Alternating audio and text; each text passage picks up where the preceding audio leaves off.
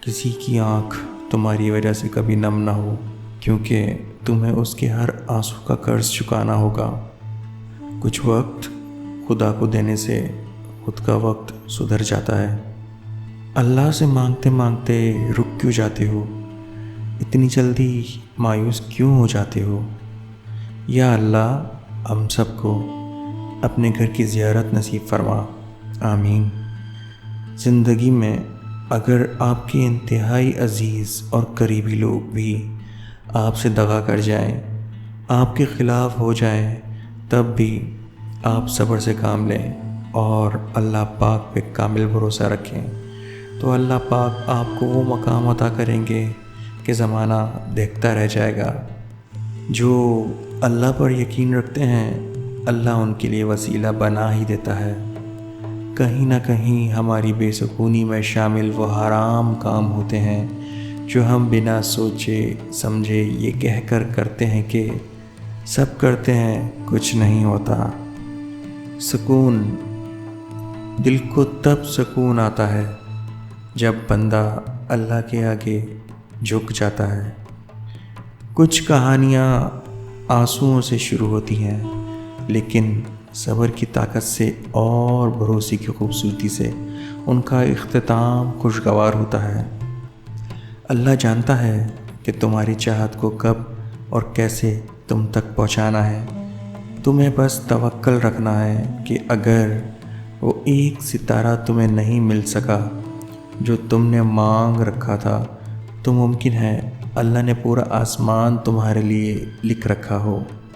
قرآن پاک کی تلاوت کیا کرو، بے شک قرآن اپنے پڑھنے والوں کی سفارش کرے گا۔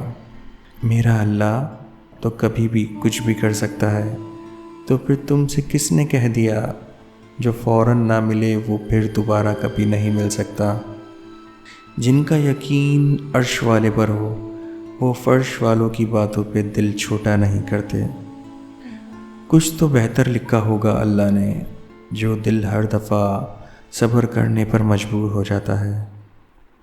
کہہ دو میرے لیے اللہ ہی کافی ہے، مایوس مت ہونا، وہ اللہ تمہارے ہر اداس لمحے کو سکون میں بدلنے پر قادر ہے۔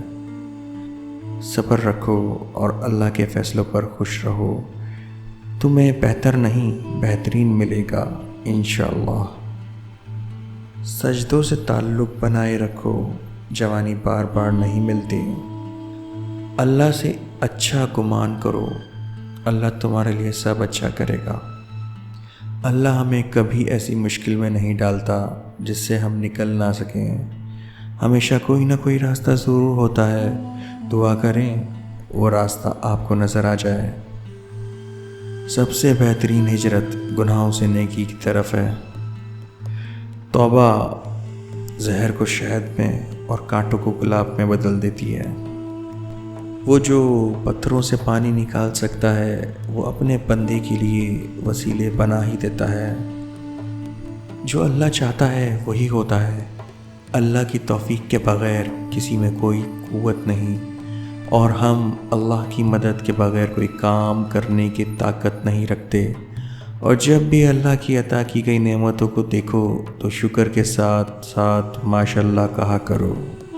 جب تمہیں لگے گا کہ تمہارا کوئی نہیں ہے، سب چھوڑ کر چلے گئے ہیں، تو یاد رکھنا کہ تمہارے ساتھ اللہ ہے۔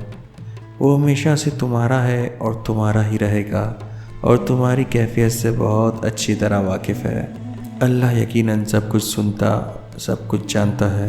کیا تمہیں معلوم نہیں ہے کہ دنیا میں ایسا کچھ بھی نہیں ہے جو دعا سے نہ مل سکتا ہو؟ اللہ تو ہمیں سب کچھ آسانی سے دے سکتا ہے، پھر وہ توڑتا کیوں ہے ہمیں؟ کیونکہ ہم جب تک ٹوٹتے نہیں ہیں تب تک اللہ سے جڑتے نہیں ہیں۔ مگر ہم اللہ کی محبت تب دیکھتے ہیں جب دنیا کی محبتیں تھکا دیتی ہیں۔ جب اللہ دینے پر آتا ہے تو تمہارے مخالف کو بھی تمہارا وسیلہ بنا دیتا ہے۔ صبر سے رحمت کا انتظار کریں، جو چیز آپ کے لیے ہے آپ کے لیے ہی ہے۔ جب اللہ کی طرف سے تمہارے صبر کا صلہ آئے گا، تب تم بھول جاؤ گی کہ تم نے کبھی کچھ کھویا بھی تھا۔ عنقریب کن فیکن کے معجزے ہوں گے اور جلد ہی دعاؤں کو ان کی منزل ملے گی۔ ہو سکتا ہے جو تم مانگ رہے ہو تمہیں ملنے ہی والا ہو۔ جب کبھی میں ان لوگوں کے بارے میں سوچتا ہوں جنہوں نے مجھے تکلیفیں دیں تو یہ لائن مجھے سکون دیتی ہے۔ اللہ انصاف کرنے پر آئے تو پتھر بھی بولنے لگتے ہیں۔ سنو، مایوس نہیں ہوتے، اللہ کی رحمت سے اور رات کو دن میں بدلنے والا رب تمہارے آنسوؤں کو مسکراہٹ میں بدل دے گا۔ اسلام اتنا خوبصورت مذہب ہے کہ غور سے اذان کی آواز سننے سے ہی ڈپریشن دور ہو جاتی ہے۔ ہاں، ہو سکتا ہے کچھ چیزیں تمہیں ویسے نہ ملیں جیسے تم نے چاہی، لیکن یقین کرو اللہ کے فیصلے تمہیں مطمئن کر دیں گے۔ اللہ کے فیصلے ہماری خواہشوں سے بہتر ہوتے ہیں۔ اگر اللہ تمہیں انتظار کروا رہا ہے تو تیار رہو، وہ اس سے بڑھ کر تمہیں دے گا جو تم اس سے مانگ رہے ہو۔ ایک شخص نے نبی کریم صلی اللہ علیہ وسلم سے پوچھا، اسلام میں کون سا اعمال افضل ہے؟ نبی کریم صلی اللہ علیہ وسلم نے فرمایا، اللہ کی مخلوق کو کھانا کھلانا اور سلام کریں، اسے بھی جسے آپ پہچانتے ہیں اور اسے بھی جسے نہیں پہچانتے۔ السلام علیکم ورحمۃ اللہ وبرکاتہ۔